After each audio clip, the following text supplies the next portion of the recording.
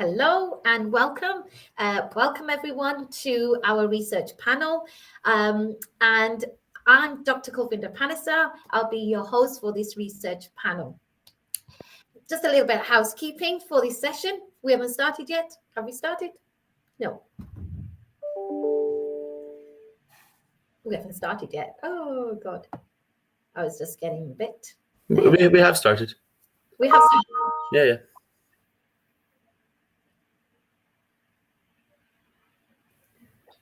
It's on minus 36 seconds. Yeah. We started. Oh, I checked. Yeah. Okay. So, sorry. Just got confused there. Sorry. Back again. Okay. So our research panel is about multimodal conversational AI and future dialogue challenges. As I said, I'm your host today, Dr. Kovinda Panasan, and I have my international colleagues with me today. So I will be introducing them shortly.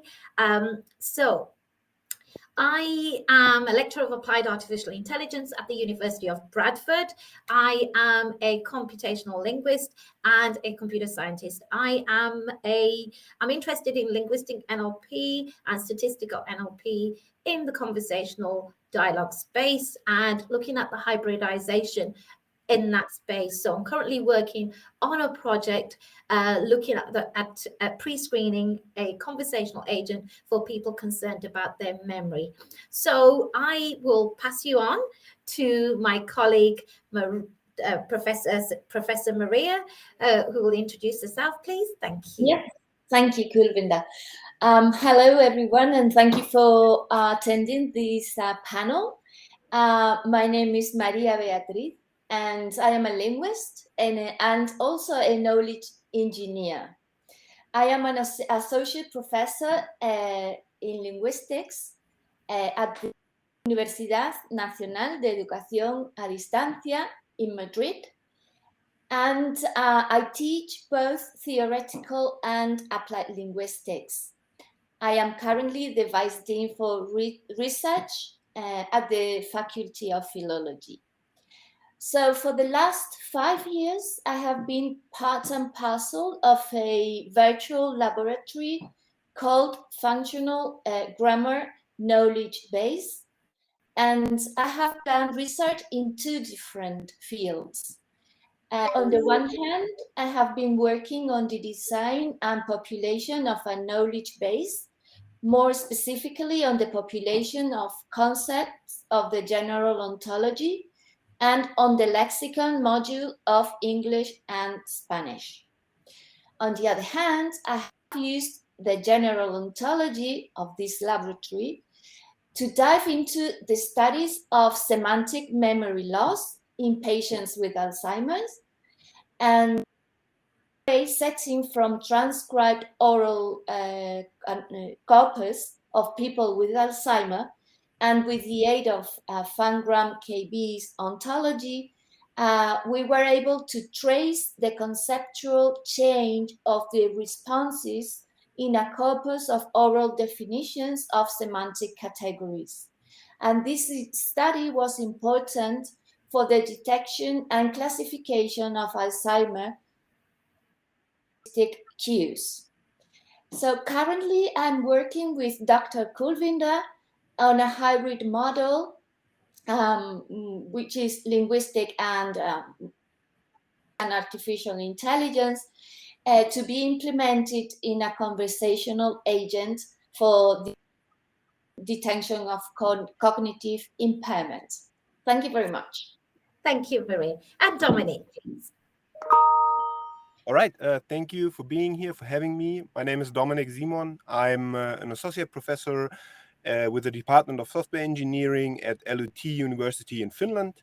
I conduct research usually in the field of information systems, so socio-technical systems. I look at the interplay of humans with technology, so on behavioral aspects as well, how humans behave with technology, but also on how to design technology.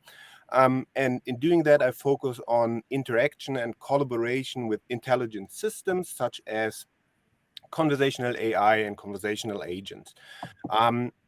I would like to talk about three projects that I'm currently working on. One is the idea of having something which we call a virtual collaborator, which goes beyond the sole conversation. So whenever any form of intelligent systems also contributes in any kind, adds some content, makes decisions, or also delegates any tasks, then I try to find out how team behaviors, group dynamics change when this system is employed in a team, for example.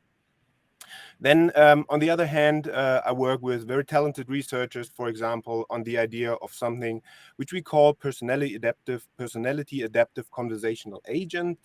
It's a way of conversational agent that is able to capture the personality of its users in order to adapt to its users. Conversational agents right now at some point are a one size fits all. So every user gets the same conversational agent, which we all know is not always good, not always feasible. And this personality adaptive conversational agent is able to capture the personality of a user and then adapt accordingly. Another project that I'm working on is something we call virtual companion, in which we try to incorporate theories of interpersonal relationship, especially of companionship, into conversational agents. Something like a reciprocal interaction, that we build relationships with existing conversational agents. We found out that these can be, for example, highly beneficial in a context like in-vehicle co-driver. So coming from an assistant within the car who just assists a driver more towards a co-driver who reciprocally interacts with the user. Also in a learning context that could be very beneficial. All right. Thank you. Thank you so much. And Angus, please. Hi everyone. Yeah, also happy to be back. And well, I was here last year for those of you that were here last year. And yeah, I'm Angus Adams. I'm a PhD researcher at Heriot-Watt University, and or I was until yesterday. I've not finished my PhD, but I'm going to start an internship at Amazon as an applied scientist in a week for 5 months, and then I've got a new research position at Heriot-Watt University again with the Interaction Lab. So lots of exciting things for 2022. And my main interests are sort of voice accessibility. So adapting voice assistants for the users that sort of can make the most benefit from them. So yeah, people who are maybe visually impaired or people with memory problems where reminders and sort of, using interfaces is not as simple as using your voice. So yeah, how do we adapt these voice assistants to the user? And that's sort of my main area that I'll talk about today. Thank you, Angus. And Stephan, please. Yeah, hello everybody. Also, warm welcome from my side. I'm also very happy to be part of this panel today. My name is Stephan Ultes. I am dialogue research bands, where we built one of the leading in-car voice assistants that you can find in the car. And there, the research we do focuses around natural interaction and everything that's connected to that, roughly speaking. So within the past 10 years, I've been involved in many different aspects of spoken dialogue systems, technology research, mostly focusing on introducing machine learning technology into the overall dialogue systems. I've looked at different aspects like emotions and user satisfaction, how to make use of that in dialogues, how to use machine learning for argumentation in dialogues, how to build up arguments, how to have a model for arguments that can be used by machine learning methods. I've looked at communication style, what different communication styles are there, what are there differences between cultures, and so on, and how can you realize those from a technology point of view within a dialogue system. And I've also looked into novel graph-based models of representing the internal state of a dialogue. So what are the semantics that have been conveyed by the system and the user in the context of task-oriented dialogue systems. So where a user wants to get some tasks done by a system. Okay, Stephan. Angus, Maria, and Dominik. That was amazing introductions, and there's given us a lot of food for thought. So let's just a bit of housekeeping first of all. If you have any questions, please add them to the Q&A tab, and any obviously comments into the comment section. So let's get started with this now. So we're going to start off with this question, and we're quite excited to sort of like explore this. So our question is, what would users expect that virtual companions or conversational AI products will look like in 2030? What will be the blockers and challenges of this? So just as a backdrop to this, what I wanted to is just highlight a couple of things. So there's been some of the historically conversational AI has sort of evolved out of that retail space where everybody's wanted a lot of personal customization, customized conversational AI assistants. There's going to be a rise of potentially up to 70% of chatbot conversations in the retail space, looking at customer behavior, predicting customer behavior as well. So it seems to be that trend seems to going to follow through. Now, the other thing that and I could go through loads of different domains when we want to explore our opening question. But one of the biggest things to hit us is going to be, the metaverse. Yeah. And trying to introduce that here, I think is really important. So just in the earlier talk, Jeff Blackenberg, he alluded to the future of people, and he talked about trust in these new spaces, not necessarily referring to the metaverse, but the future of people. Now, when it comes to the metaverse, what is it? It's the next universe. What will it look like? And just to give you where's this come from? So Mark Zuckerberg, he basically said it's the embodied internet that you're inside of rather than looking at. And he believes it's going to be the successor of our mobile internet. Now, the metaverse, the next universe, where will people be? What will it, what's the spectrum? Will there be, what's the spectrum from, being physical, some sort of, to embodiment? Where will people be? And, and what about the multimodal nature of it? Your voices, your gestures, your facial expressions. What will this look like? So let's tackle this.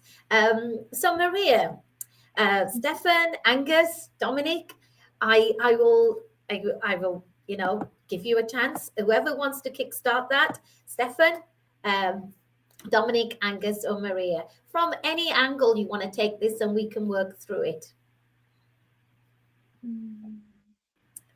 Okay, so we can take any angle. So Maria, you talked at length about your work, and you talked about the linguistic sort of dimension when it came to this.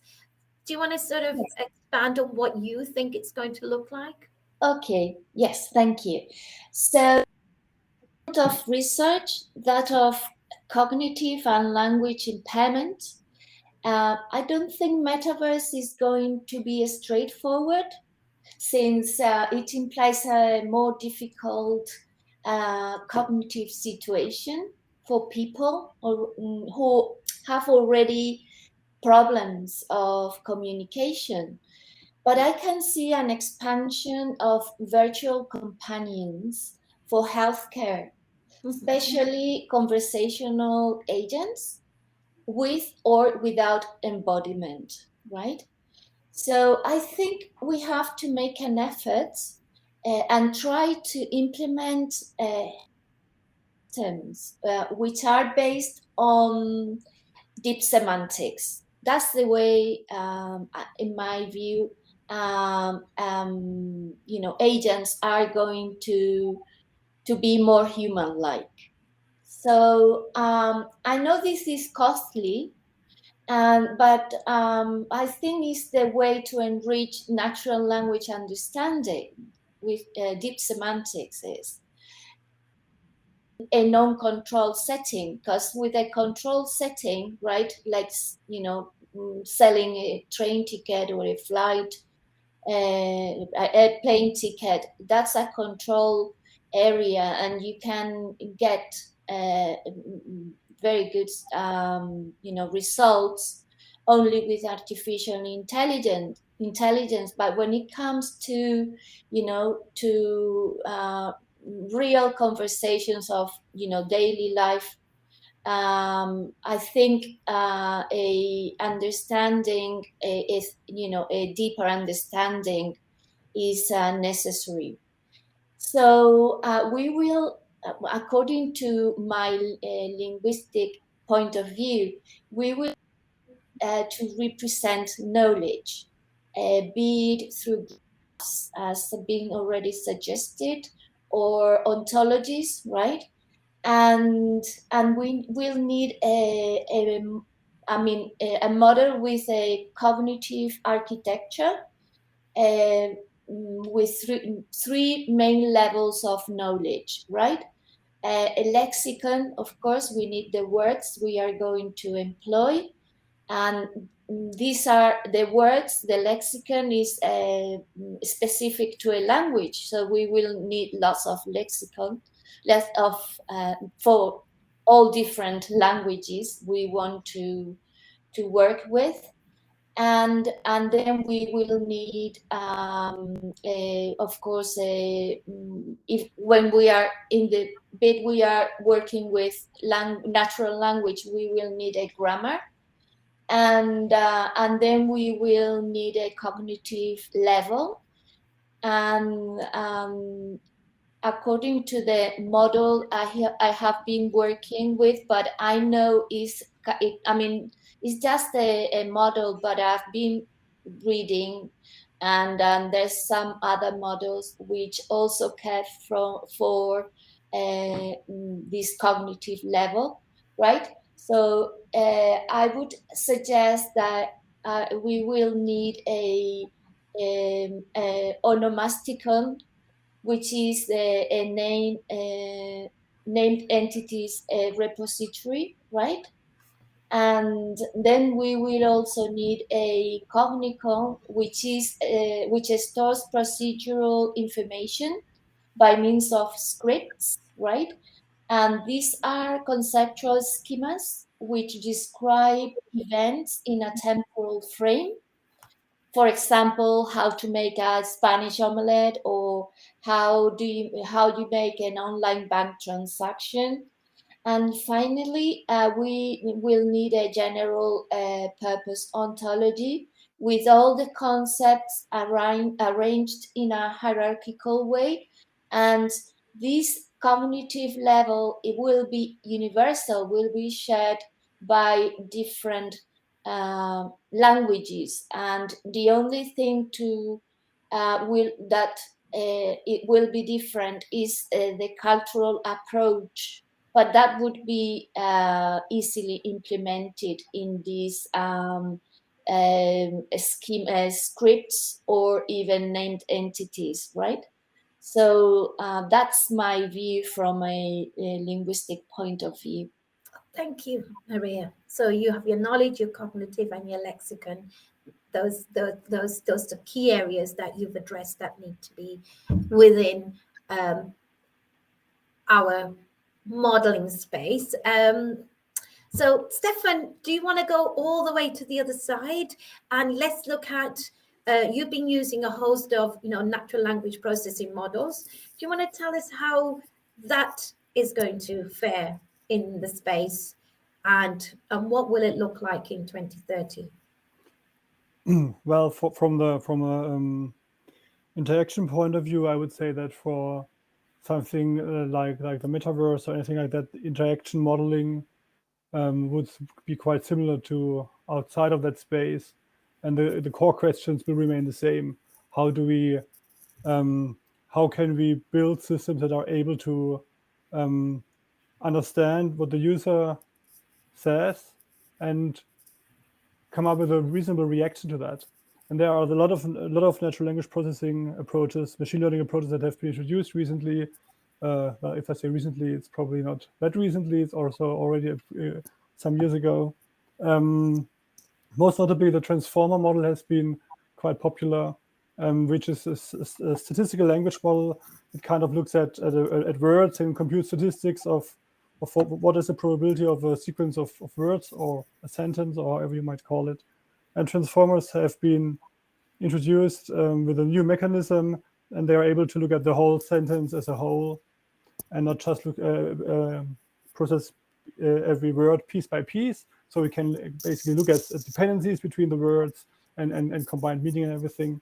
And this has been a huge breakthrough, but there are still, and it's used widely if you look around. I mean, if you want to publish an NLP paper, the machine learning oriented conference, and you don't have the buzzword key transformer in your paper, it's usually a bit harder to get it published. But still, it's not like the solution to everything, because I guess there are several problems with transformers, or where they are limited. But I guess the most important insight is that they basically don't encode meaning. They just look at words. They just look at the word level. They compute probabilities over word sequences. So they only look at the tokens themselves. If you say, okay, this is a tree, or you replace the word tree with whatever else in the text, it will give you the same probability, because it's not grounded in the real world. There's no grounding outside of the linguistic level, and this is basically missing. And this type of understanding is what you actually need in order to go to the next level, to go beyond where we are, to have actually a system that's actually capable of being able to converse with people in a natural way, in a user-centered way. I'm very sure this is where we need to go for. This is what interaction would look like in 2030. People would expect a system that's similar to what a human can do. The system is able to adjust its behavior to people, to a personalized user experience, if you will, as Dominik already said earlier. So this is definitely something that users will expect, and also expect more natural behavior, not only in terms of the semantics of what is said, but also the actual words chosen to actually convey the right things to people.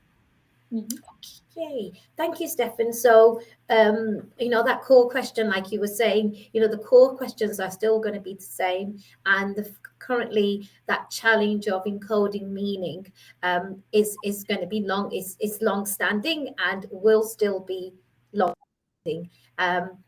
And obviously, there's attempts with the state-of-the-art models to work towards that direction as well. Okay, so we've got two ways we can go, looking at the behavioral side, or we can look at the meaning side. So, Angus, let's look at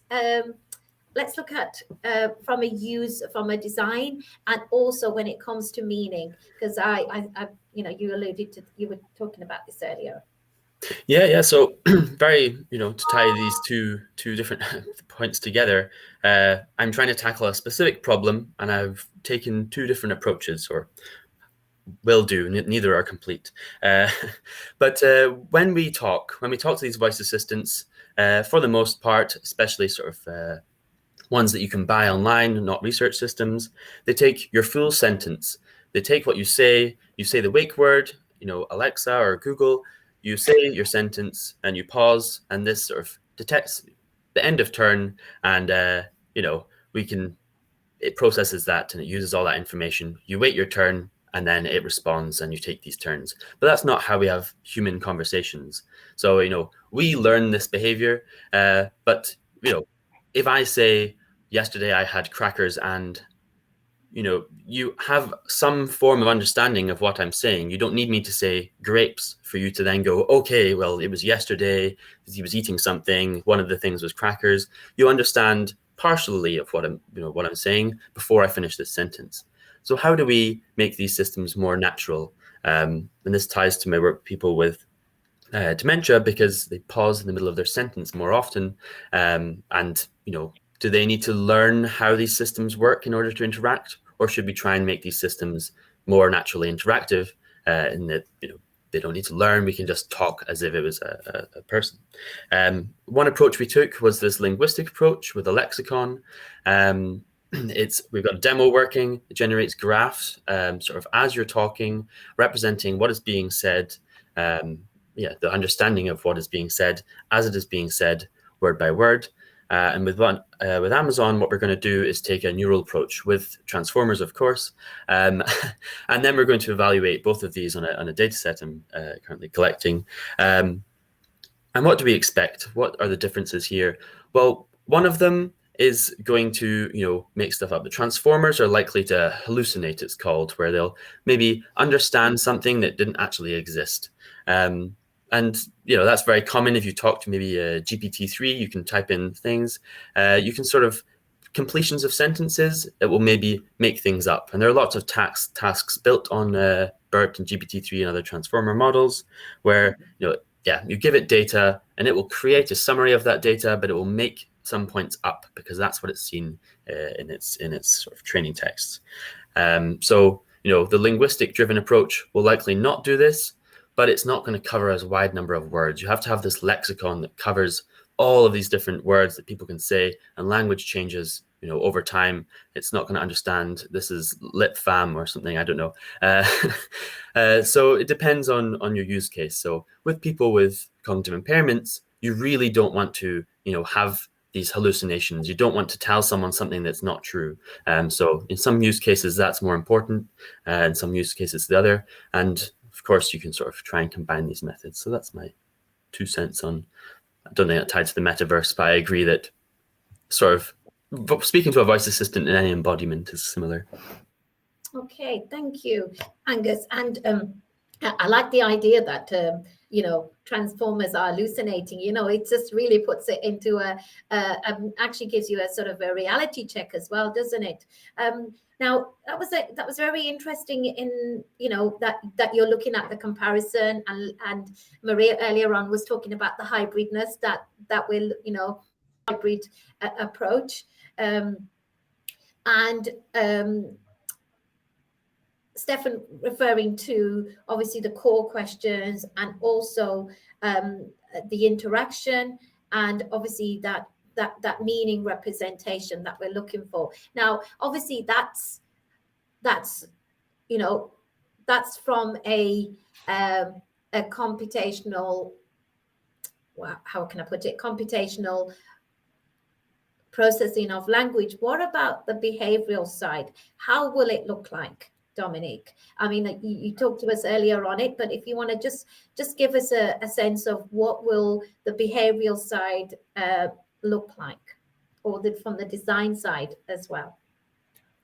All right. I think it's a good way to summarize what everybody said, because I'm not that deep into the technical aspect, but yes, I think this is the important foundation for having conversational AI in 2030. We need these techniques in order to make conversational AI somehow better. Because why are we actually interacting with conversational AI? Because conversation is a natural way to interact. That's why we want those conversational agents to be more natural, and that probably means to be more human-like, to adapt to each other, because we are all individuals. So everybody speaks different. We have people with dementia, we have people with other impairments. So we need conversational AI at some point in 2030, maybe, to be really user-friendly and human-driven. So to adapt to a user at some point, to his or her language usage, to the personality of the user and the individual needs. So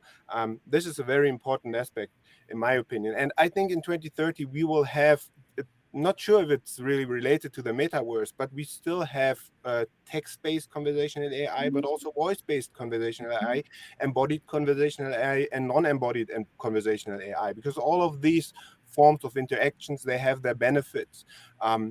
Usually you use voice-based, but at some point, writing a text is can be more beneficial, or you can capture a message better, for example, in a love letter, which you write instead of talking about it. So we will have all these different forms of interaction, embodiment or not embodiment. So it just needs to be more natural, more human-like, as actually everyone already said.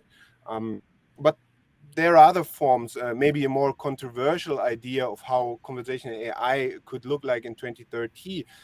We all were thinking about having conversations without even saying something or writing something, because we all were thinking about if it would be nice to read each other's minds, that would be something. And here we can combine these with some form of brain-computer interfaces, which we can use as well. So I think there will be more and more possibilities. The end goal, the goal that it will lead to, will probably be as natural as possible, and maybe even augment the skills that we have, because we can write, we can use sign language, as I saw in the Q&A, which is natural as well. So CAs should be capable of using sign language, but maybe also able to read each other's minds using brain-computer interfaces. So yeah, I hope that will be 2030. Maybe it will be earlier, maybe it will be later. Depends on how much research we will do. Okay. The brain, yes, so obviously by 2030, obviously the brain-computer interface space is also really, there's a lot of exploration going on, and you know, there's been some positive results with that as well. So a combination, the possibilities, you're so right there.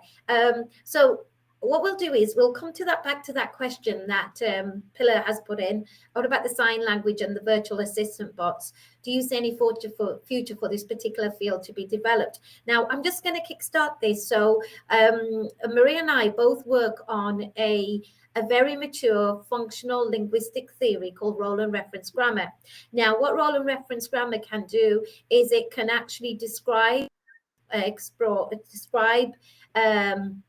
explain, and it obviously observes what the sentence is, and we can create a meaning, basically a logical representation of the utterance. Now, as part of our community, we actually have a massive project, especially for the Irish sign language, where they're looking at obviously using the linguistic theory and using gestures, and creating an interface between the linguistic theory and the gestures in order to represent those gestures as text in textual form. And obviously taking one step further is obviously supported if there's any and there's voice alternatives of that as well. Now, Maria, do you want to just expand on that a little bit? So one of our colleagues obviously has been working at the Irene Muchka as part of the role and reference community. She's working on a big project. Do you have any details to add to that? Well, not really, Kovinda. People working in my group haven't worked in sign language, but I've been to several conferences with colleagues from Ireland. Yep. And they've been telling us their progress. Yes, and I think it's very interesting and very necessary, especially if we want to transcribe gestures to language, written language, and then to spoken language. And I think it's going to be very necessary. Yeah, certainly. So they work on this with the Irish Sign Language, and I believe they are looking at other alternative sign languages as well. So if anybody wants to know anything more about that project, I do have information about this project, so I'm happy to assist there. Anybody else want to support Pilar's answer for this question? Yeah. Anything to add? No, just that, visual communication is very important, and something that we're hoping to work on in the future. And we nod and we sort of make gestures all the time, like pointing to things and saying we like that. And sign language is a very good use case of visual communication that often goes overlooked. Brilliant. Anything to add, Stephan, Dominik? Just agree on that. We just recently launched a paper on how body language reflects personality. So embodiment and really using that is important as well. So you can use it when you design any form of conversational agent, but also using cameras and computer vision in order to capture sign language or body language very natural way to interact. So I think it's very important. Okay, so there's two takes on it. So we've got a linguistic theory which can actually represent those gestures, and then you've got the computer vision version. The you know, obviously detecting those gestures and then obviously interpreting those. Yeah, so there's two different bodies of thought there. Okay, we haven't currently got any more questions there, so I'm just going to pick on a couple that I can, you know, throw at you actually. So Stephan, okay, so you know, Maria was mentioning the hybridness, and Angus is looking at the comparison, and will be able to you know, maybe even support obviously a hybrid project if we were to think about it. Now, Stephan, if what I was just trying to, you know, with your thinking caps on now, if we had this hybrid approach, because it seems like you know, there's a Gary Marcus just recently introduced this hybridization concept, which has actually also been, you know, it's been around, but people are actually thinking about it a lot more. Now, what will that hybrid approach, do you think, look like? Any particular, you know, what would be the most major factor that you would think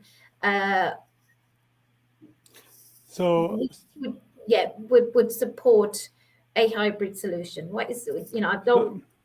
So I guess the difficulty here is that if you look at it from a machine learning perspective, machine learning works very well in its kind of within the machine learning world.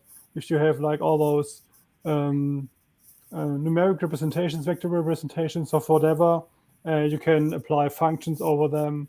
You can compute gradients over the functions you've applied to them, and all of that, and you basically never need to make or if at least if you're in the neural world, you don't need to make you don't want to make concrete decisions until the end, until the network is done computing, because if you make a concrete decision, it's very hard to compute a gradient over it, so you cannot kind of do the back propagation, which is kind of the important part where you train those neural models. So so if you want to introduce like symbolic information, which is basically what you want to do if you go towards hybrid towards hybrid systems, where you say, okay, I do have a lot of additional information. I just don't get a bunch of data. I do have linguistic information. I know I do have a lot of structural knowledge about how the linguistics look like. I don't know any parsing world or whatever you want to incorporate there. So you need to have like methods of incorporating that into your neural model. But there are actually a lot of ideas already around in the deep learning world that are able to do exactly those things, to be able to look at to look at those symbolic representations and incorporate them into the deep model.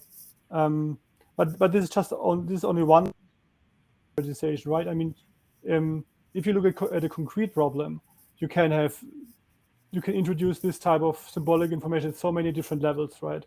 And you don't need to introduce it at the neural level. You can also say, okay, I do have my neural model to do some low-level classification task, and then I apply some symbolic method over it and compute and get something out of it. And that basically there's so much room in where we do the hybridization that it's really that there are so many different things to explore in the future. So I really hope we will see a lot of very interesting ideas coming up soon. Certainly. So can I just put one little, just to, based upon those different ways, what about the control aspect of a hybrid solution? Will that be a major challenge? Where do you see control? Because obviously if it's in different form, it's at different layers. Yeah. So how will it be controlled? Well, control is just one other aspect, right? Yeah. Of symbolic information. You want to have, especially if you if you want to design a conversational AI system, and I guess that's what we're all here to talk about.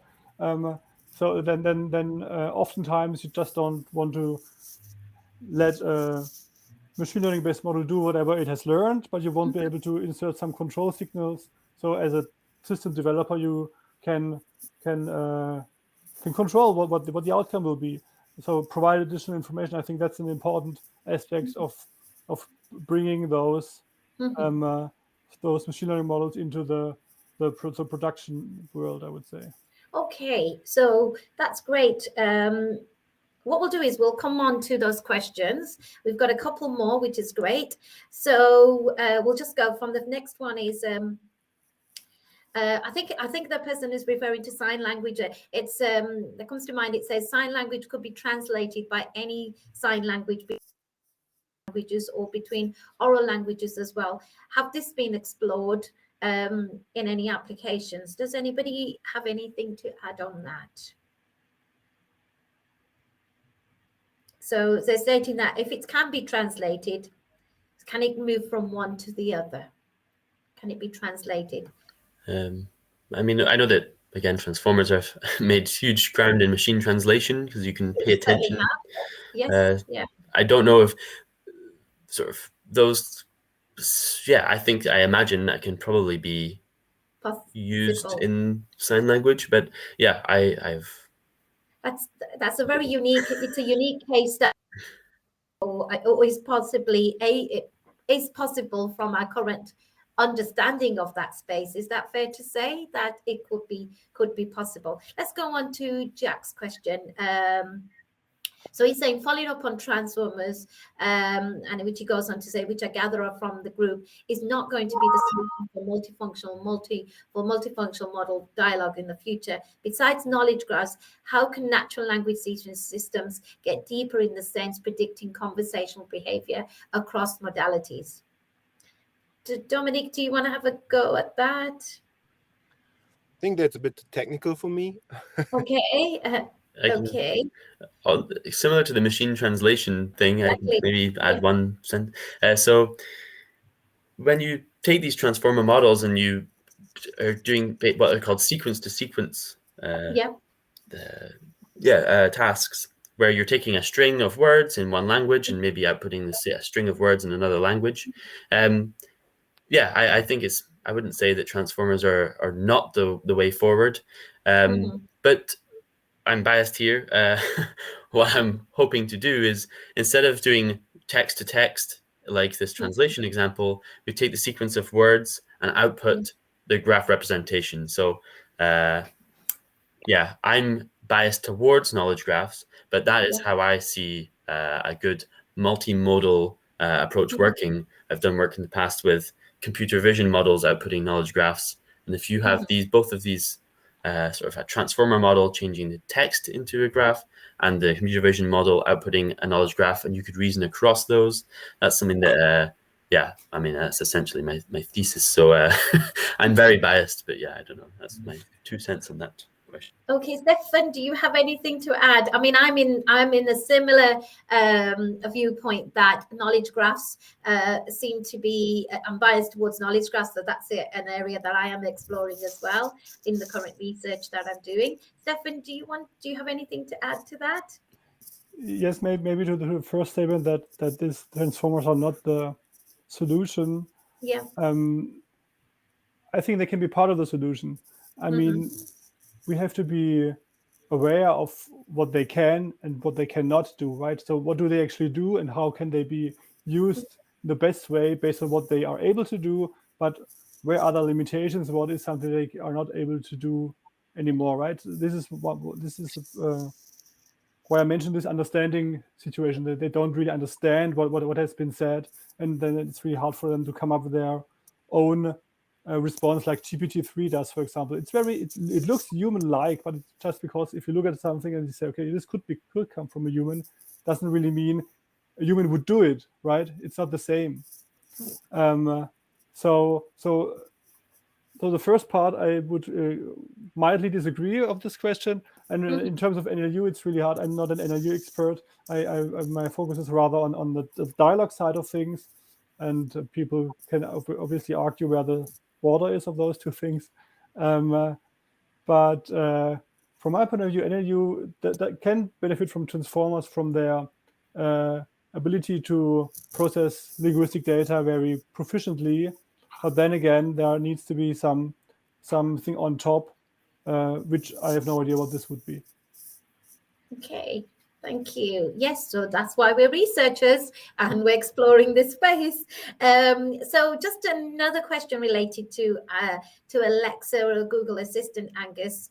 So somebody's talking about the multifunctional conversational AI in languages without massive political economic power. Do you think we will see this multifunctional conversational AI in languages without massive political and economical power, as they already suffer to have available options in devices like Alexa or Google Assistant? So you're going to work. You've got an intern at Amazon. What can you tell us in as a response to that question? I've not started, but I do know that they along with the other big companies are interested in low resource languages. In particular, if they want to train their system to be more natural at a particular task that doesn't have that much data. So not just low resource languages, but low resource tasks, I guess. Sort of from a few examples of human interaction on a particular thing. How do we learn that and implement that in this sort of systems where they usually have huge data-driven models that have millions and millions of hours of data to work upon? So that's the direction that I would say I can see the bigger companies taking. In the research community, there's a lot of work on low resource languages. It's very interesting and not something I know much about, as I'm trying, but I'm still, I would say, I'm not bilingual in any regards. I can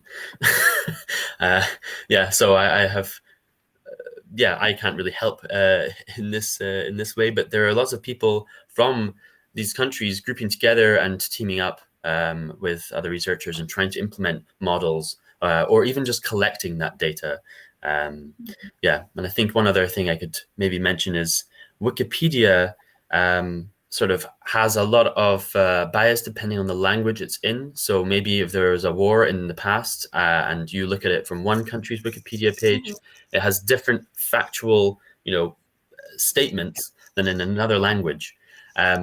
So what they are trying to do with a project called Wiki Functions is represent all of these things in lots of different languages in one central place. So then you can find these sort of contradictions. And also in some languages like English, if you go to a famous figure like Mother Teresa, there is certain pieces of information that if you go to in a low resource language, someone has not edited that page, so it's a sentence.